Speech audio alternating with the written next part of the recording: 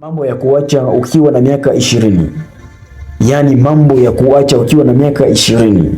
Ukifika miaka 20 na kuendelea, maisha yanahitaji umakini zaidi.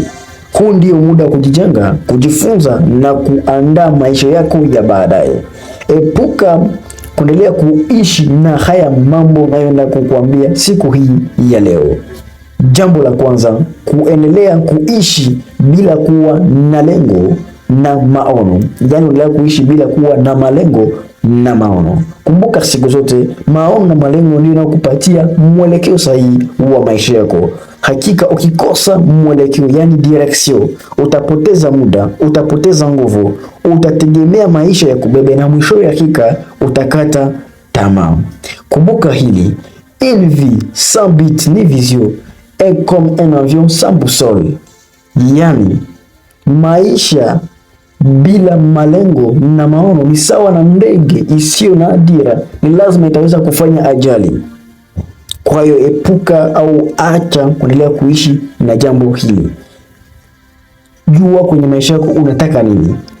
Kuwa na maono, ongozwa na malengo. Bila kuwa na malengo na maono, hakika ndugu mpendwa, hutafika popote. Jambo la pili la kuacha kabisa, marafiki wa kupoteza muda. Kuna marafiki wanaopenda starehe tu, umbea, yani kuongelea mambo ya watu wengine, kuzunguka bila sababu za msingi, yani wanazurura. Fundisho, marafiki wanaweza kujenga maisha yako au kuyaharibu. Jambo la tatu la kuepuka na kuweza kuacha haraka iwezekanavyo, kutegemea watu katika kila kitu. Yani kutegemea watu katika kila kitu. Ni vizuri kusaidiwa, lakini usijenge maisha ya kutegemea kila kitu kwa watu. Fundisho, jifunze kujisimamia wewe mwenyewe binafsi. Kumbuka maisha yako yanakuhitaji kwa 100%. Ukiwa mtu wa kusubiria msaada, kwa kweli hutafika popote. Jambo la nne la kuepuka na la kuweza kuacha haraka iwezekanavyo, matumizi mabaya ya pesa. Watu wengi wakipata pesa kidogo wanakimbilia kwenye starehe, wanataka kuonekana, hawafikiri kesho. Fundisho, jifunze kutumia pesa kwa akili na wala sio kwa hisia. Jambo la tano la kuepuka haraka iwezekanavyo, kulalamika kila siku.